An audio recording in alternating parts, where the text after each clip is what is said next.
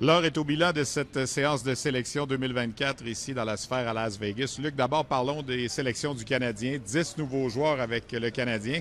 Et on a parlé à Martin Lapointe et à Nick Bobroff. On a le vol du repêchage à Montréal. On n'a pas hésité à dire cette expression-là qui veut quand même dire beaucoup avec Ivan Demida. C'est exactement ce que Martin Lapointe a dit. C'est le vol. Et Nick Bobroff, lorsqu'on lui a posé la question, es-tu d'accord? Il a dit complètement. Et lorsqu'on lui demande, Martin Saint-Louis parle souvent du plafond.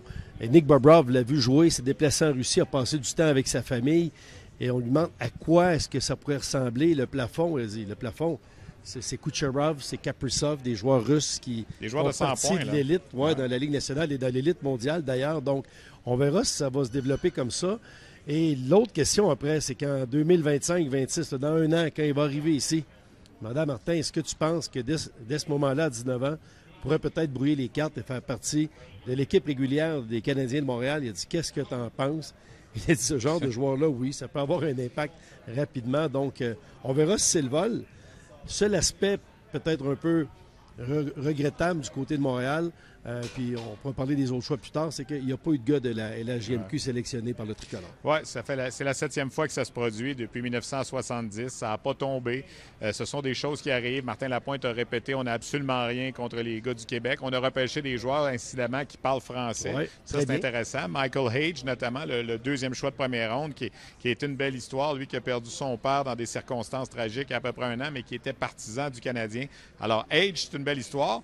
Puis le fils de Saku Koivu aussi, c'est une belle histoire. Il n'était pas présent ici à Vegas, mais ça mène lui aussi dans l'organisation du Canadien. Oui, il n'est pas présent et ça démontre le professionnalisme déjà à cet âge-là avec son père Saku et son agent. On a pris la décision de ne pas perdre des journées d'entraînement pour se déplacer ici à Vegas. Il ne sera pas au camp de développement, le camp de perfection non plus qui va commencer à Brassard. On devrait le voir à Brassard, on devrait le voir au camp d'entraînement. Il a la génétique paternelle. Lapointe le dit, c'est important. Un peu plus grand que Saku, toutefois. Oui, il est à 6'1", 173 livres, devra développer de la masse musculaire. Mais c'est un jeune qui s'est beaucoup développé dans les derniers mois.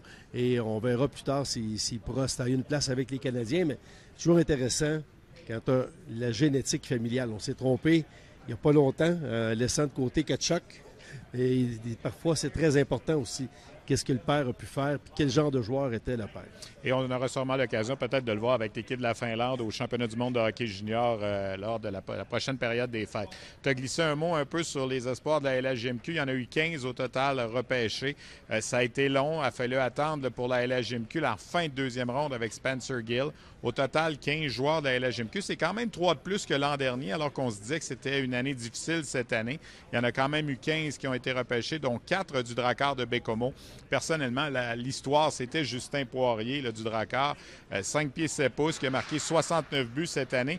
Plus de buts, Luc, que tous les joueurs admissibles au repêchage, si on additionnait saison et séries éliminatoires. C'est finalement les Hurricanes de la Caroline qui ont pris la chance avec le jeune Poirier en 5e ronde. Et lui veut faire mentir tout le monde qu'il ne l'a pas repêché avant.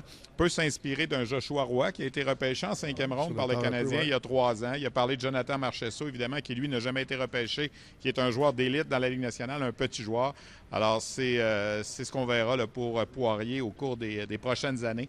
Donc, c'est notre bilan. 15 joueurs de la LHJMQ, 10 nouveaux joueurs pour l'organisation du Canadien. À noter qu'au cours des prochaines heures, il y en a qui vont recevoir des invitations également pour participer à différents camps professionnels. Et ça complète un beau séjour, Luc, à Las Vegas. C'était une expérience unique, hein? Écoute, j'en ai fait des repêchages, 32, je crois, sur place. J'avais jamais vu quelque chose comme ça. Alors, c'est spectaculaire. Faut pas oublier Céline. Effectivement. Écoute, Céline qui est venue annoncer le choix du Canadien, ça a été la cerise sur le Sunday.